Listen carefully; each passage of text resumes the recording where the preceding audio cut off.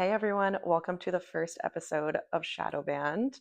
I'm Trisha, aka the Safe Slut, and if you know me, you've either seen my tits on the internet or have seen me talk about herpes constantly. If you don't know me, I am a herpes advocate, sex educator, slut, witch, writer, content creator, Reiki master, makeup artist. So I do a lot of different things, and most of my work has been on Instagram. And if you are also a fellow slut, you know about censorship and getting shadow banned constantly. So I wanted to create this podcast to destigmatize things that shouldn't be stigmatized and have a space where I can talk about whatever I want and not get shadow banned. So let's get slutty. Today's first episode is going to be obviously about herpes, and I have my little notes here. So if you're watching on YouTube, don't mind me reading from my phone a little bit. Um, but basically, I'm sure you're either here because you have herpes, know someone, or are dating someone that has herpes, or maybe you're just here because you think I'm pretty and now you're going to learn.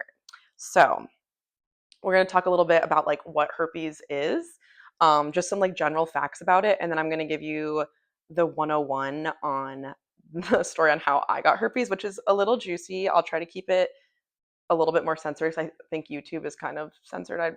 Which I don't know. I feel like they're all whatever. And then I'll talk about how I overcame the stigma and how it ended up making me a lot more confident.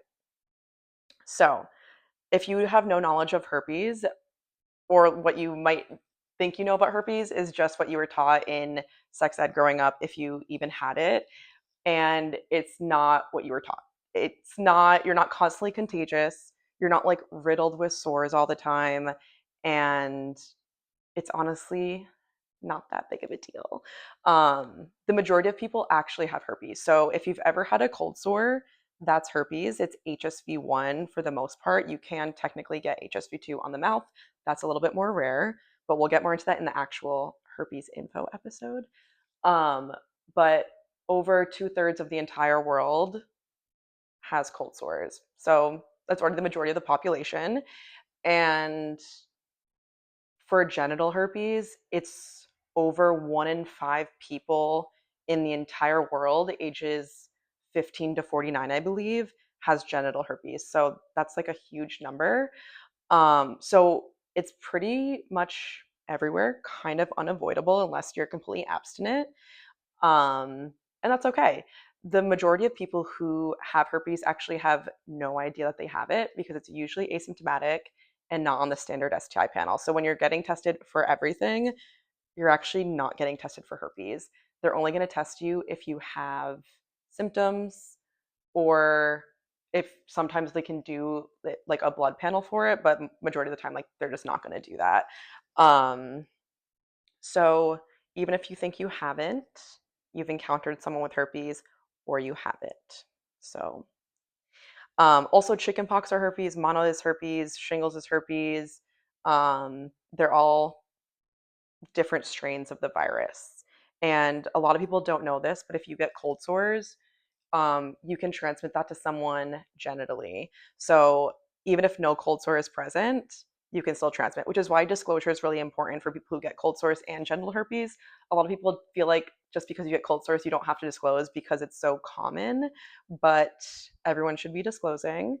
Um, the majority of like new cases, not necessarily the majority, but a lot of new cases of genital herpes are actually HSV1 from people with cold sores going down on them. So again, even if no cold sores present, it can still transmit because of asymptomatic shedding, which is when you have no symptoms, but you're still contagious. The more symptomatic you are, the more you'll be shedding. So if you've had it for a really long time, you don't really get cold sores, you're probably not going to be shedding as much. But regardless, due diligence, you should always disclose. And so let's get into when I got herpes. Basically, I thought my life was over and that I was never gonna have sex again and no one would ever date me. Fun fact, I've literally had way better partners and way better sex since. So just gonna put that out there. So the thing with herpes is I have an idea of who gave it to me, but it could very well be anyone I've ever slept with. So you can have herpes for years and it can live dormant. So literally, like, I don't know how detailed I should get into this one because this one's a little bit juicy and I don't know if it's allowed on YouTube. But basically, I went to a Halloween party. I was dressed as a sexy alien with two of my other friends, and we ended up seeing this really hot guy, and we both, me and one of my friends, were like, "He's really hot. Like, we should share." So I'll leave it at that for your imagination. I was the only one who had actual insertion. Um, so my roommate slash friend didn't end up getting it, but I did because of that fact. Um, because she only did stuff with her lovely mouth. And as I said before, HSV2 rarely transmits to the mouth. So even though this person was contagious, it didn't transmit to her. Because she got tested numerous times after because she was very scared that she had it. Um, so that's how I got it. Technically, there's a really good chance that I had it before. I was not being a safe slut before I got herpes. I will say that. So it's very, very likely it could have been from anyone. The funny thing about herpes also is when you are getting tested for herpes, if you have symptoms, they're going to do a swab, but then they can also do a blood test. So I did both. Um, the blood test will only come back positive if you have enough antibodies for it to show up on a test. So usually it will take up to like 3 months or so to show up positive. For me, I got tested a week after I started getting symptoms and it came back positive. So either the antibodies formed real quick or I already had it and it wasn't that person. Um, so you really don't know. I confronted that person. They said they didn't have it and that they were clean, which we don't use that language. But I do know someone that knew them in college and they used to date someone who had herpes. So I was like, well, you probably do. Who knows? Maybe, maybe not. And then I told the other person that I was seeing previously before that, but they already blocked me because they were a fuckboy. But that story is unimportant. So I ended up messaging them from one of my like makeup accounts. So I went to their requests. I'm sure they saw it, but they never responded. I feel like it's likely that person just based on the interaction. I don't know. So no way to know, and that's another thing too. Like with herpes, is like sometimes it's not really like important or necessary to like figure out who it is in that case. Like it's just it's unimportant. I have it. It doesn't really matter. Like nothing's really changing if I know. Um, so I got sores. I got like 1 to 2 little sores, and honestly, if I didn't like I had my roommates actually like take a flashlight and like look at it. And if I easily could have just ignored it. Like it didn't really look like much. You would think that it would be like covered in sores. Some people get like a lot of sores. I personally don't. And for your first outbreak, it's gonna be a little bit more intense. It will last a little bit longer, and you're probably gonna get flu-like symptoms. I actually got flu-like symptoms first. Then I got a few sores like the next day and I was just like something feels a little bit off here. So I went to urgent care. They swabbed me and she was like looking at it and then she was like, "All right, we're going to go like do the swabs. When I come back, we'll talk." And I was like that means like something's going on. So she came back and she was like, "So like the swab came back positive for herpes. It's really common. So many people have it. Like, you're going to be fine." She kept talking, and I feel like I just like blacked out. Like, I literally, like, I didn't cry, but I just feel like I just like disassociated for a bit.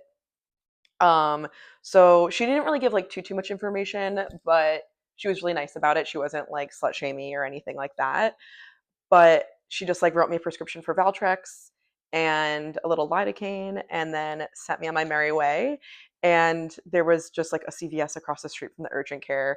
And this, I just remember like the second I like walked in there, I just started bawling. And like when I had to like like go up to the counter and like tell the woman like my name for the prescription, I just like could barely talk.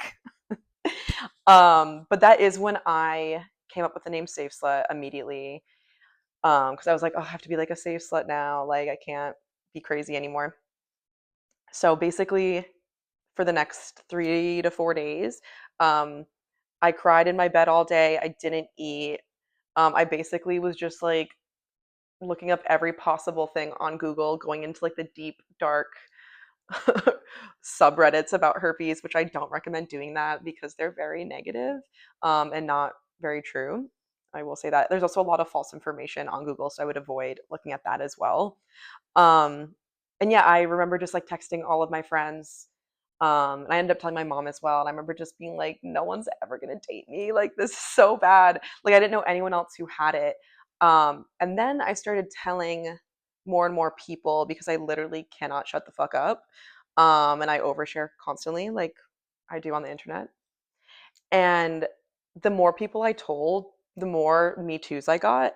And the more like, oh, I know someone who has it. Like, they're fine. They're like dating someone, they're in a long term relationship, blah, blah, blah.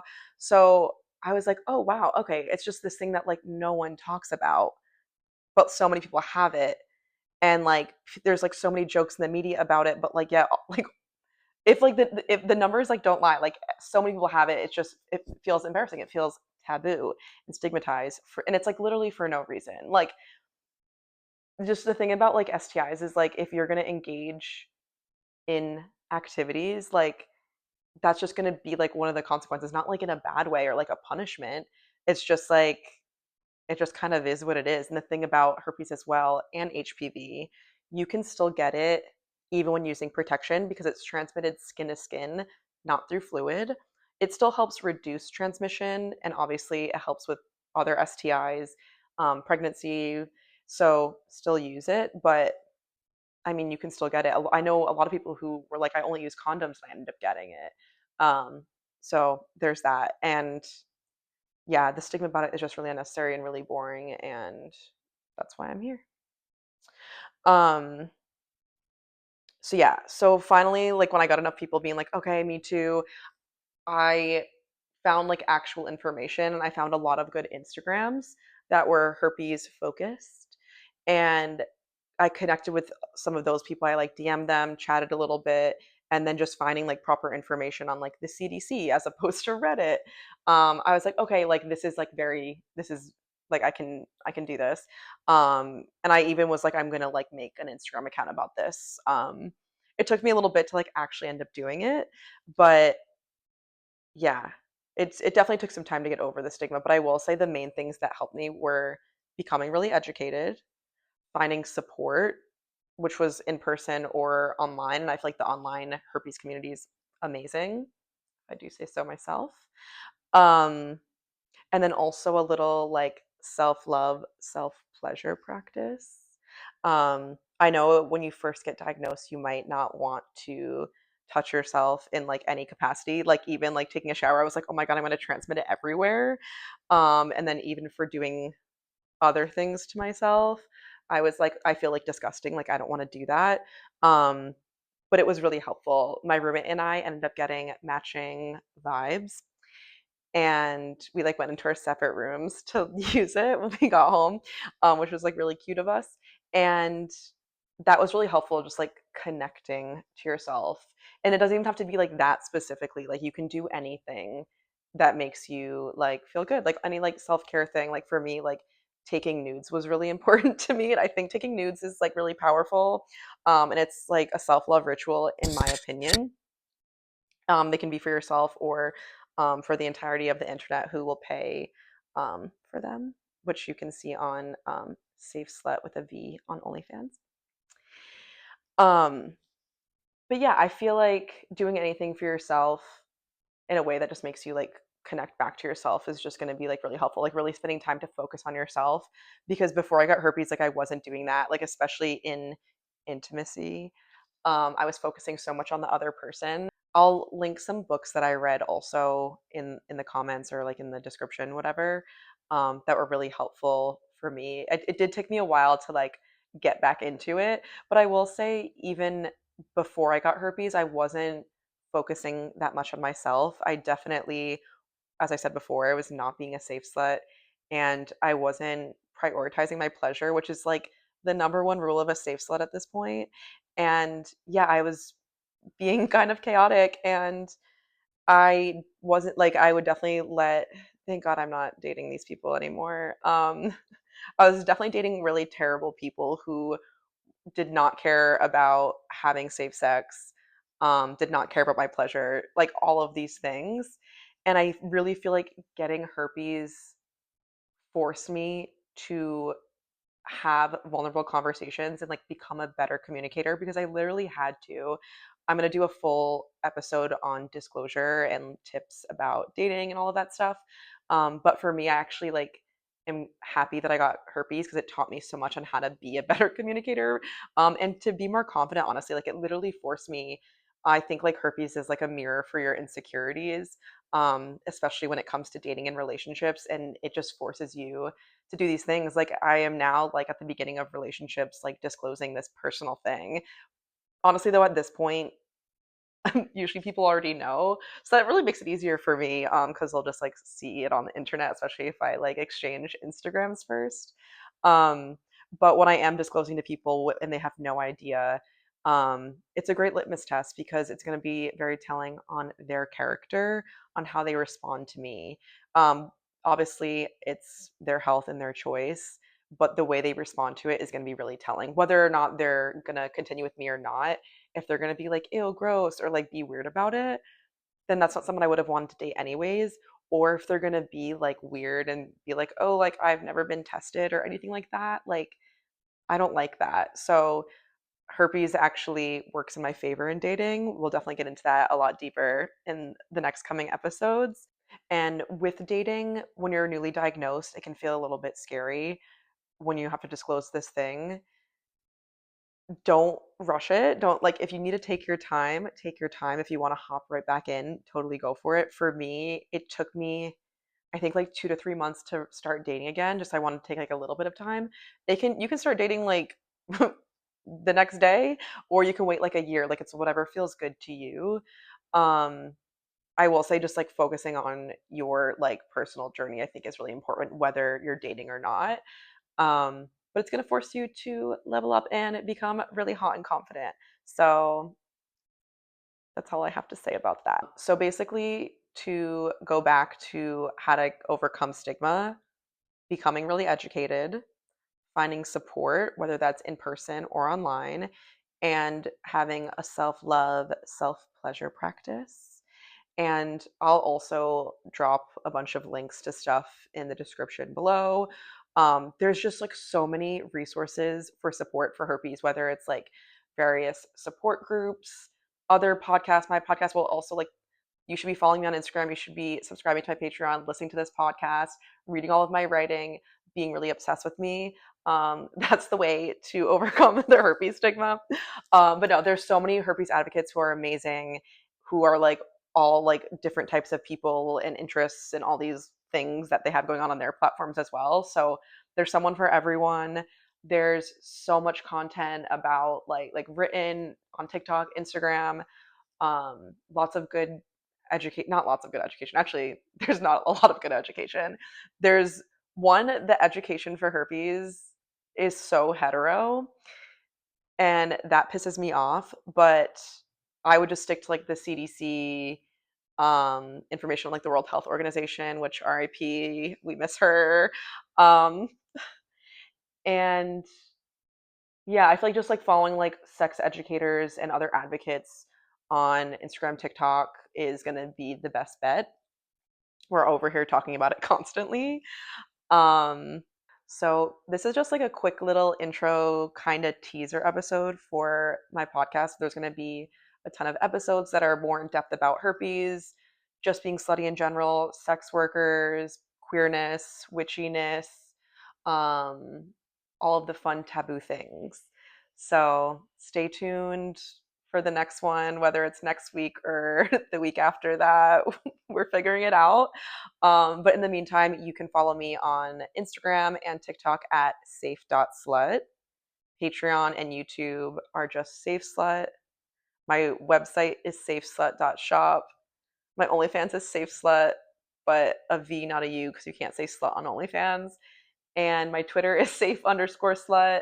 And my Blue Sky is, I forget, but it's some sort of combination of that, just safe slut something. It will all be linked. It will all be linked. Those are the main things. So yeah, stay slutty.